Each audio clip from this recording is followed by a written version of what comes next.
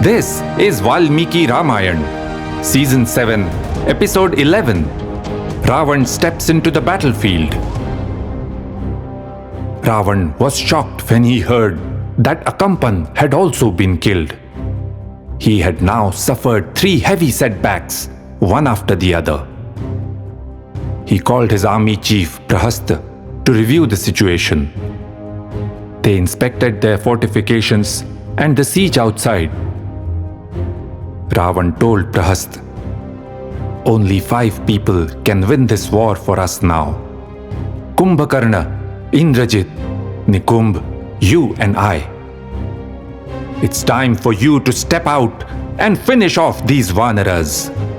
I believe they will just run away when they see you coming. What do you think? Please speak freely. Pratiloma anulomam va yattu no manyase hitam." Prahast replied, "My lord, we discussed this earlier as well. I always believed we should let Sita go rather than fight this war. But you have done a lot for me. I am ready to lay down my life for you." And then Prahast, surrounded by yet another massive Rakshas contingent, stepped out of the eastern gate of the city. As before, both sides fought bravely and both suffered heavy losses. And then Prahast came face to face with Neel. Tavubhau vahini mukhyau kshatajasiktangau. The 2 chiefs of their respective armies were drenched in blood. Prahastasya sharavarshan nimilitakshah neelah sehe.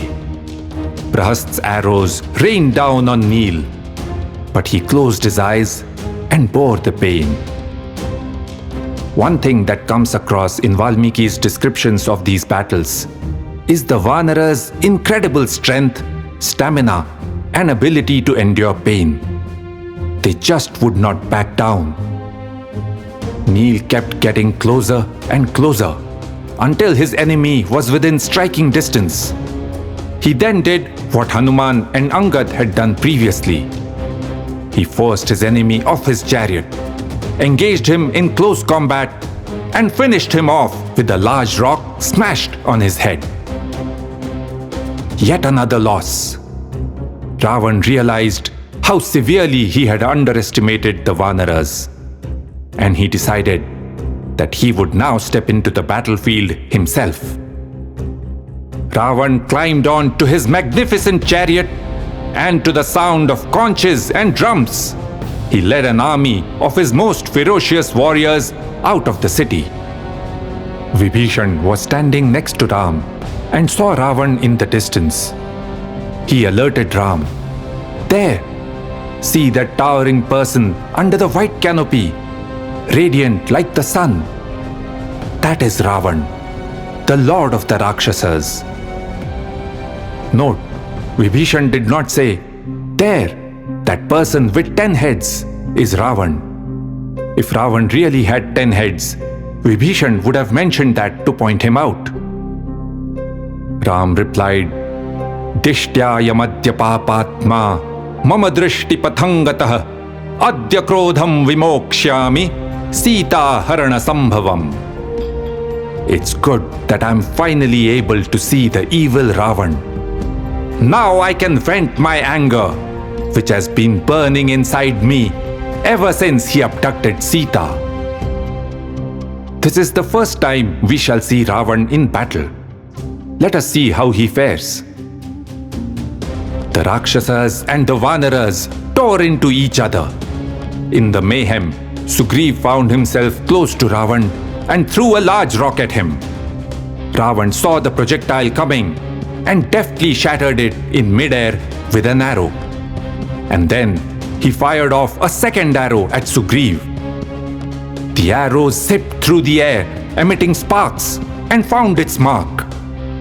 Sugriv groaned in pain and collapsed to the ground, unconscious. Ravan fended off attacks by other Vanar leaders also without too much trouble. Soon, Gavaksha, Gavaya, Nal, and others were lying on the ground like Sugriv. Hanuman then rushed towards Ravan.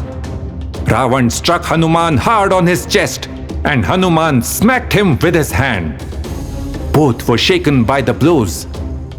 But Ravan recovered first and landed another hard punch. Hanuman was left reeling in pain. Neel came next, but suffered the same fate as the others. To give the Vanaras some respite, Lakshman then challenged the Rakshas king. They were both extremely skilled archers. They kept neutralizing the enemy's arrows in midair until one deadly arrow found its mark and landed on Lakshman. Lakshman staggered for a moment, but recovered quickly and broke Ravan's bow. Ravan picked up a spear and sent it whizzing through the air. The spear struck Lakshman on the chest and he crashed to the ground. Hanuman came to Lakshman's rescue and quickly carried him back to safety. Now it was up to Ram to battle with the king of the Rakshasas. Hanuman asked Ram to climb onto his shoulders. Ravan had the advantage of fighting from a height since he was in his chariot while his opponents were on the ground. This move by Hanuman reduced that advantage. And so, Hanuman and Ram charged towards Ravan. Ravan aimed his first attack at Hanuman. Hanuman was injured, but he kept going. Ram attacked Ravan's chariot and immobilized it. And then he landed an arrow on Ravan's chest. The blow was like a thunderbolt. Ravan was stunned. He dropped his bow in agony. Ram's next arrow took off Ravan's crown. And then, Hatadarpaharshah Bhagna Mahakiritah Viveshalankam Sahasasmaraja. With his arrogance broken, happiness destroyed, and crown shattered, the king of the Rakshasas made a hasty retreat back to Lanka. Note, Ravan was a great warrior, no doubt, but he was not invincible, and he knew this very well despite all the big talk. That is why he did not take Ram head-on in Panchavati, and that is why he retreated right now instead of fighting on. Ram had won the first round against Ravan, but for him, this was no time to celebrate. There were more important things to do. Harin Vishalyan Saha Lakshmanena Chakara Ramah.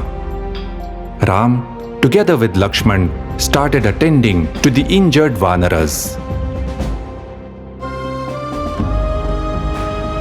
Iti ha asa. That is how it happened.